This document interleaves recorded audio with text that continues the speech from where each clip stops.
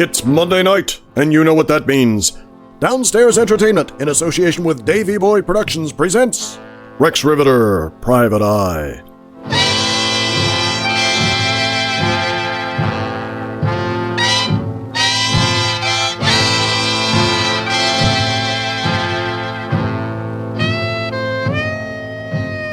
This season builds on the characters and plot lines from previous episodes, so if you haven't caught up, we recommend you go back and listen to the episodes you missed. We'll be here when you get back.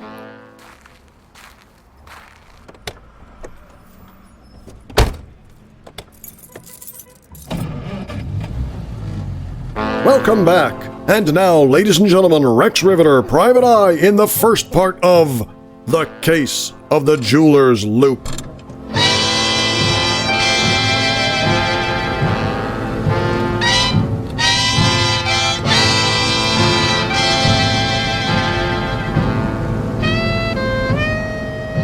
The name is Rivetter, Rex Rivetter, license number 698753, issued by the Police Department of Los Angeles. Occupation, private detective, sometimes known as a private eye or private dick. I don't like that term, private dick, but, well, I think I've done that joke enough. Even I'm getting tired of it. Thanks to my landlord, Mrs. Leibovitz, I've still got a little office on 3rd and Grand, above the delicatessen. Down the hall is a mail-order Bible salesman, a Chinese dentist, and a shyster lawyer by the name of Angelo Martin that's pulled me out of a couple of jams. The most recent was just yesterday, when one of LA's finest had it in his head that I had committed a murder. My office isn't much, but I'm my own boss, and I make my own hours. Usually. Hiya, boss. Angel, anything on the calendar? I just got in a half hour ago. It's a Tuesday, and nobody knows we're still in business. Right. It looks like things are going to be lean for a while. So you're saying I shouldn't order anything from the Macy's catalog? What about Mrs. Leibovitz? Oh, I'm pretty sure she's not in the catalog. Didn't she say she had something? She scratched our back by finding you a new place and... Which I'll need to move into at some point. I can't be sleeping over at your apartment for the rest of my life. I know. The rest of the girls in the steno pool will talk. Steno pool? Forget them. You're messy. Messy? Oh, you've heard the term before. It's a couple of steps above slob, but not quite untidy. I had no idea there was a hierarchy. Oh, sure. There's untidy, then disorderly, then messy, and then it goes to unkempt, then cluttered. I get it. Slovenly. Are you through? Almost. It ends in chaos. Well, that sounds about right. But what about Leibovitz? Oh, I would put her at orderly. Although women are generally more together than men. You don't say. I do say, didn't you just hear me? Are we going to get any work done today? I don't know. Do we have any clients? Ring Leibovitz. Let's see what she wants. Sure thing, boss.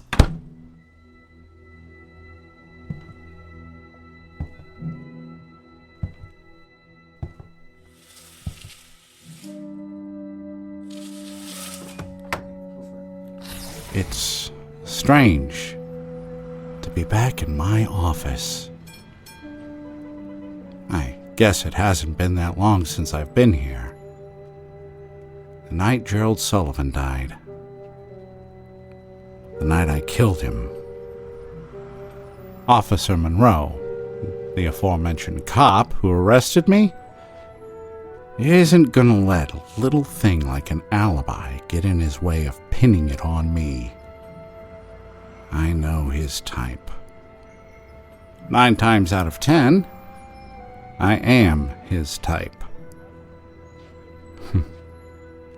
Jenny is doing a good job of dealing with everything that had happened to her since the last time she sat behind the typewriter.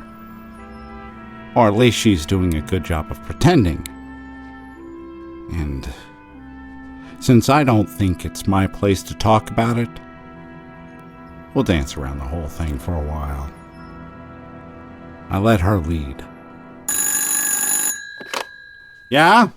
I've got Mrs. Leibovitz on the phone. What line? The one that's flashing. Angel? None of them are flashing. What? Oh, damn. She must have hung up. I'll call her right... There's my other line. Let me see who that is. All right. I'm drawn to my window by the sound of a passing trolley car. Was it really only a... Hello? Okay, Mrs. Leibovitz is on line 2. Got it. Mrs. Leibovitz. Dinah, like I told you. All right, Dinah. How can I help you? You want to help me? Find me a rich man with a heart condition. I'm kidding. Listen, Rexy, how is everything? You all settled in back at your office? Now, you tell Jenny I got the keys for her apartment. Never mind, I'll tell her myself when we're through here. Look, about that favor. Oh, yes? You'll do one for me, right? I don't want to impose. You're not imposing, Mrs. Dinah. Dinah? Mrs. Dinah. I like the way that sounds. Fancy. What can I do for you, Dinah? That's better. Now, are you sure it's all right? I don't even know what it is. It's not for me. It's for my nephew, Yona. You met him. He's a good boy. A jeweler like his father, my brother-in-law, the schmuck. But my sister was always lousy with boys. You know the type. But not Yona. He's a good boy. Always so thoughtful. Dresses a little too fancy, I think. He gets that from their side of the family. Be modest. That's what I always say. Anyway, the favor. Poor Yona. A good jeweler. Not the best businessman, though. The prices he charges, you would think he would have more money saved up, buy himself a house instead of living in that, what's it called? I have no idea. It's a hotel, but it's not a hotel. There are rooms. Motor hotel? No. It doesn't matter. Anyways, the favor is for him. What's the favor? Although he won't ask, but that's what aunts are for, right? Moshe and I never had kids of our own. That's one thing I could never do for him, rest his soul. So I feel like a second mom to Yona and his brothers and sisters. What's the favor, Miss Dinah? Mrs. Dinah again. I like that a lot. The favor? The favor. I want you to find out who robbed Yona and have them arrested. Your nephew's store was robbed? Not his store, him. Your nephew, who owns a jewelry store, was robbed. Look at you, Mr. Private Detective. I knew you could help.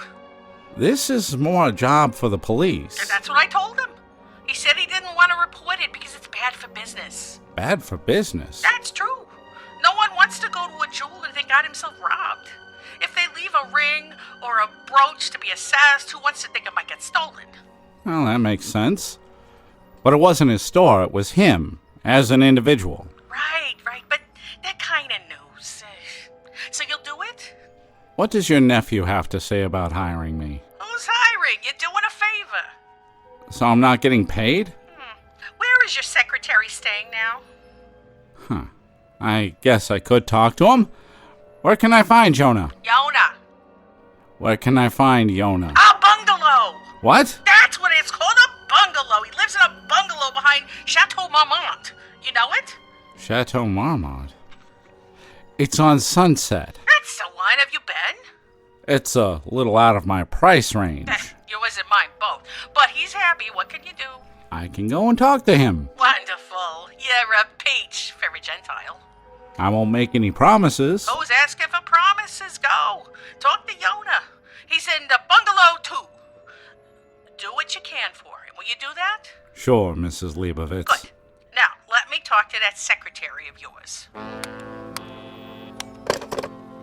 I let Jenny know Leibovitz is on the line for it and released the call before grabbing my keys and hat. Damn it. Problem? Well, I'm having an argument with Ma Bell. Who's winning? Who do you think? Keep plugging away, Angel. You've got her on the ropes. Rivetter Investigations. Oh, hello, Mrs. Leibovitz. Dinah. Sorry about that. The phone is not cooperating with me today. I just hate it when inanimate objects try to get the better of me. Don't you? I get to my car and find a uniformed officer placing a ticket under my windshield. What's the problem? What's the tail light? What? You got a busted taillight. What are you talking about? There are pieces of red glass on the street here. Obviously, somebody must have broken it. Yep, looks that way. And you're still writing me a ticket? Yep, looks that way. I only parked here a few minutes ago. Someone must have just done it. I don't suppose you saw anything. Nope, I just happened to be passing by. Just happened to be. Yep, stopped in for a cup of coffee at the deli with my cousin. And on your way back, you happened to see my busted taillight. Hey, cuz. Speak of the devil. A tan 1950 Studebaker Commander rolls up beside us. The passenger window is rolled down, and the driver speaks to the beat cop. I see you're doing a fine job writing up a citation to this ne'er-do-well. Monroe. Rivetter. You two know each other? Yup, looks that way. Small world. Too small. Do the two of you have coffee together a lot, officer? Nope. Matter of fact, I was surprised to get a call from him this morning. You don't say. Not that it's any of your business.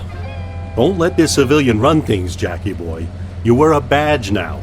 That means you're in charge. Don't forget that. Thanks for the tip, mister. Jackie Boy moves to his shiny police-issue motorcycle and rides off, leaving me with Monroe. Looks like somebody smashed up your car a little, Rivetter. And yet left all of these other fine cars here all alone. Not a good start to your day. I've had worse. Well, the day's not over yet.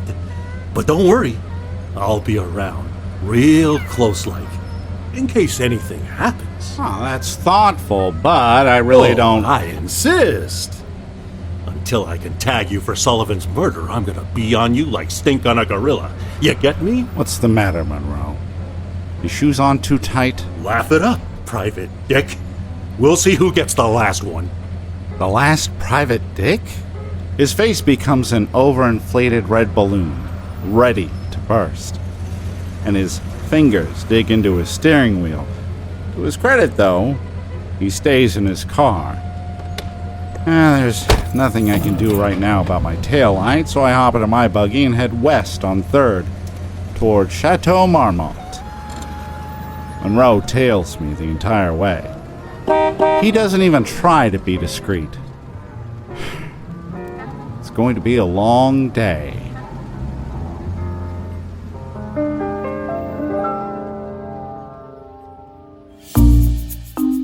What you listening to?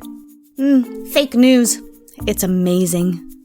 Like fake news that is fake, or the stuff that's real but people say is fake? I'm confusing myself now. What?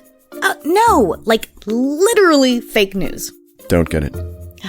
There's a civil war, never-ending internships, weathermen who never actually seem to mention the weather, and a really bizarre psychic. Wow. So, not C-SPAN. Nope. KUSA 9, news at 9. It's not 9. Well, there hasn't been an apocalypse either. A what now? It's a podcast, honey. Atheist Apocalypse. It's an audio drama available on iTunes, your favorite podcatcher, or at www.atheistapocalypse.com. 40% of the world's population has disappeared, and no one knows why. All of the media outlets are gone, except one. The dependable KUSA 9 News at 9 news crew survived the apocalypse and brings the Tri-County news you never thought you could live without. Oh, so literal fake news, not actual news or fake news pretending to be real or... No, way funnier than any news anywhere. Can I listen? I was listening to the real news. I could use a laugh. Oh, honey. Are you okay? It's fine. It was local news. There wasn't actually any news, just bad grammar and pandas and... Didn't we used to have a football team or something? Whatever happened to that? Oh, honey. It's okay. Come listen to Atheist Apocalypse with me. Everything is going to be fine. Because remember, truth is whatever makes you happy. And reality is whatever you believe it to be. That is super creepy. Right? And now, ladies and gentlemen, we return to Rex Rivetter, Private Eye, in the first part of The Case of the Jeweler's Loop.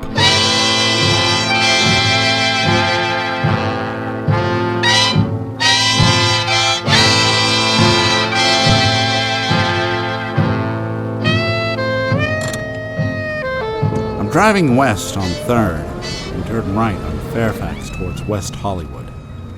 Sergeant Monroe's Studebaker must be sucking in my fumes, he's following me so close. This situation will come to a head at some point. But the longer I can put it off, the better. It's gonna be a slow ride. So, I flip on the radio. Game 7 of the World Series. The Yankees took the first 2 at Yankee Stadium, then it was off to Ebbets Field, where the Brooklyn Dodgers took the next 3 in a row. Then back to Yankee Stadium for Game 6, where the Yanks were the victors. Both teams have won with the home field advantage, and today we're back at Yankee Stadium, so if the streak holds true, we could be looking at another New York Yankees series. It's early in the day here, but in the Big Apple, it's afternoon. The Dodgers against the Yanks. It's a miracle Brooklyn lasted this long. The old man was a Dodger fan from way back, even forgiving them for Babe Herman's tripling into a triple play back in '26. I heard him mutter several times growing up, "Wait till next year." The Bombers' unofficial slogan. Top of the second. A scoreless game so far between Podres with the Brooklyn Dodgers and Tommy Byrne pitching for the Yankees. I haven't been keeping up with the scores in the last few months, but this kind of news gets through even the darkest stupor. The Dodgers have been to the series before, of course, but can never seem to keep it together when it counts. Every season they say they'll do better next time, and every season they disappoint. Like a dame that promises to be faithful, but always seems to fall into someone else's arms. The final game in a long series of final games. Even diehard fans don't believe they'll actually win. Not this year. But nobody wants to give in to the fatality of it all. So they go on pretending. I can relate. I pull into a small parking area behind Chateau Marmont. There are large trees and hedges that block the bungalows from any prying eyes on the street. On my way to number 2, I see a couple of uniformed cops heading toward me from the direction I'm going. Everything all right, officers? Who are you? Just a concerned citizen. You live here? Nope, just visiting. Visit here a lot? First time. Never been here before? That's right. Hey, isn't that the guy from Homicide? What? Who? Right there, walking up the drive. Mallory, I think his name is. Monroe. What? Monroe. Oh, yeah, Monroe. Know him? We've met. What are you boys doing here? Robbery. You don't say. Rivetter, you have anything to do with this? Sorry, Monroe. You're looking at the wrong guy. But that seems to be a habit with you. You know this guy, Sergeant? Unfortunately, he's under investigation for murder. Name's Rex Rivetter. Spread the word, boys. He's mine. Gosh, I didn't even know we were going steady. What? No ring? I got a pair of bracelets for you. You should try 'em on. You need something, Sarge? Nope. I got everything I'm looking for right here. You boys can probably go about your business. Me and Lamont Cranston here, we're gonna head over to the bungalows. Lamont Cranston? The Shadow. Didn't you ever listen to the radio as a kid? Huh. Why did he call Sergeant Monroe Cranston? The Sarge is obviously following him. So, Rivetter, why are we in no man's land? No man's land? That's what they call this part of the city. Who are they? And why do they call it that? You're the stinking detective. Are you going to tail me all day? Wherever you go, Rivetter, I'm gonna be right behind you. Just look over your shoulder and I'll be there. That's going to make it a little difficult for me to do my job. Oh, that's a shame. What do the good people of Los Angeles do without a Seamus like you around? I find my way to bungalow number 2 and knock. Monroe, 3 steps behind me and to my right. Jonah, Mrs. Leibovitz's nephew, opens the door and looks irritated. Did you forget something, Officer? Rivetter, Rex Rivetter. We met at your aunt's house yesterday. Right. Hello, Mr. Rivetter. What can I do for you? Your aunt asked me to talk to you about... His eyes moved past me to Monroe, standing behind me. But he's not any better. In the background of Jonah's bungalow is a woman. And if her silhouette is any indication, she's got a figure that would make any accountant take notice. Who is it, dear? It's nobody, Liz. Well, then he's in the right place. This joint is filled with nobodies. I'm sorry, Mr. Rivetter. This isn't a good time. Trouble with the cops? How did you... What did my Aunt Dinah tell you? Only that you needed my help. The rest I surmised from the uniforms I just passed. Well, I'm sorry. I don't mean to be inhospitable, but... The shadow comes into the light. Who are you? Lizzie. My name is Rex Rivetter.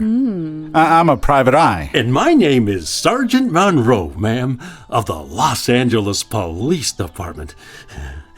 And I am at your service.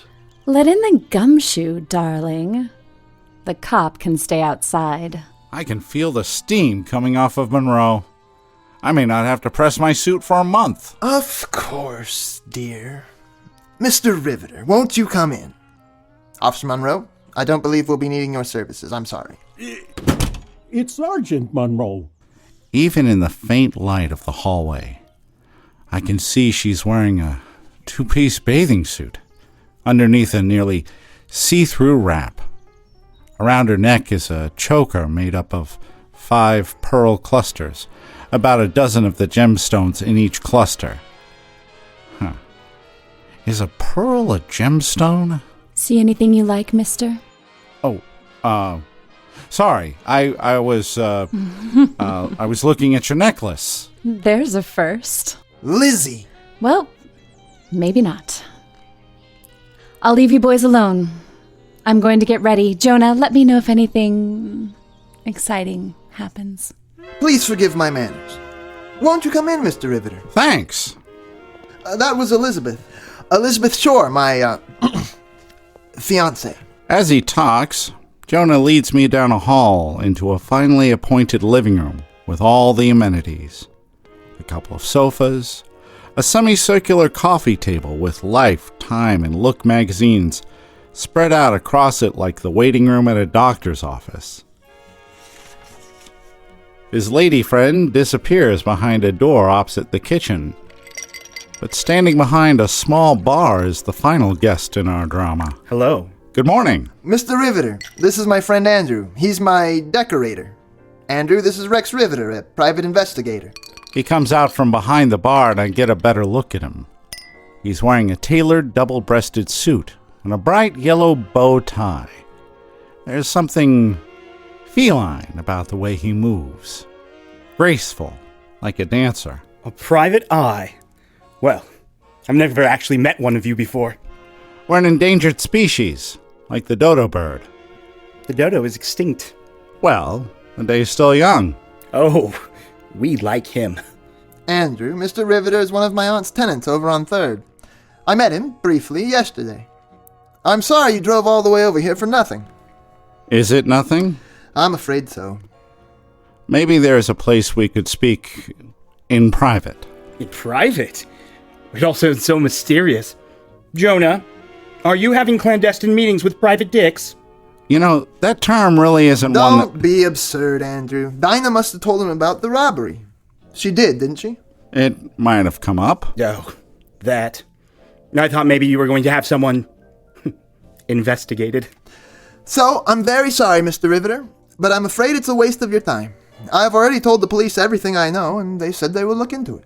Your aunt said you didn't want to involve the cops. I didn't, but the insurance companies tells me I must. I see. Nothing against LA's finest, but it might not hurt to have someone else take a swat at it. Someone with your best interest in mind. He makes a good point. Are you questioning the integrity of the city's police force? Oh, not necessarily their integrity. More like their capabilities. Oh. Believe it or not, there are some people out there that don't like the police. A private citizen, Dick? is another story. He's right.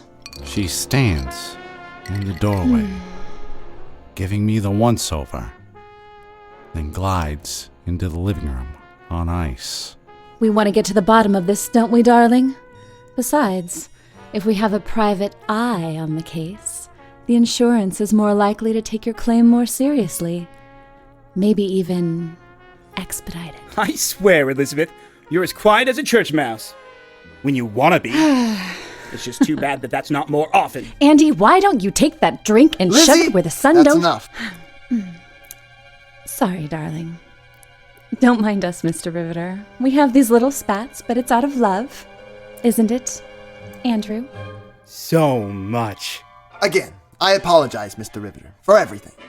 For you coming all the way over here and for everything. I will pay you for your time, of course. Oh, that won't be necessary.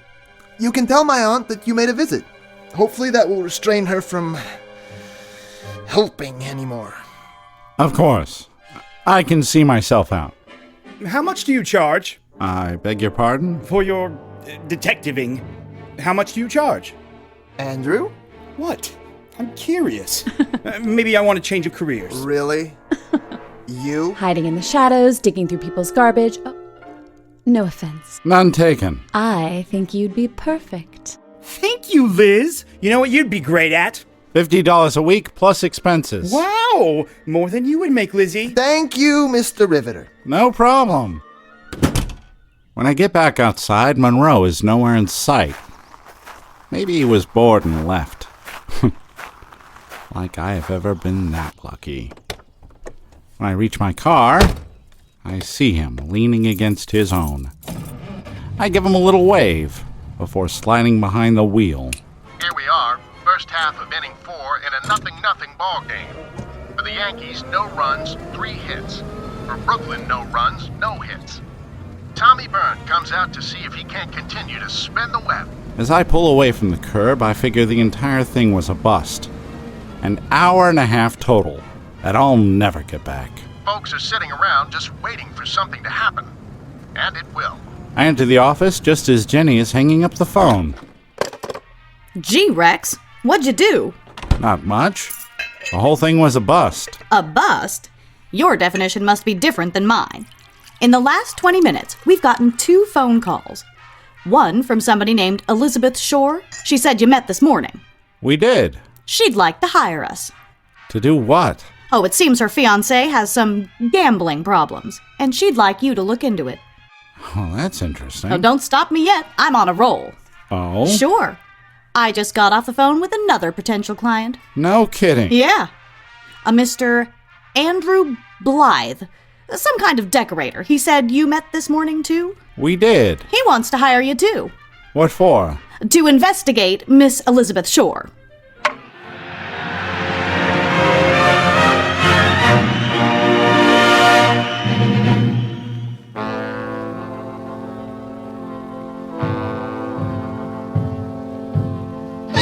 Tonight's episode of Rex Rivetter Private Eye starred Randy Cool and Rhiannon McAfee and featured Adam Sheldon as Sergeant Monroe and Laura Preble as Mrs. Leibovitz.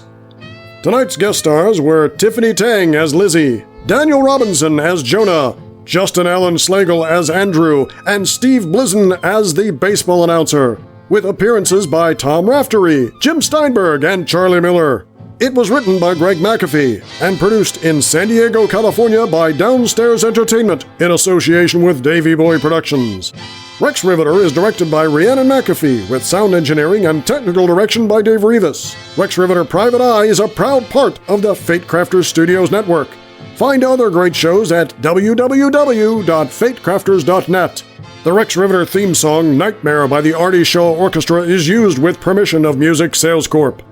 If you enjoyed tonight's episode, please find us on the internet at www.dsentertain.com or on the Facebook or the Twitter. If you love our show, you can donate towards production costs at www.patreon.com/RexRivetter and get access to exclusive content like gag reels and outtakes from recording sessions. For Downstairs Entertainment, this is Greg McAfee speaking.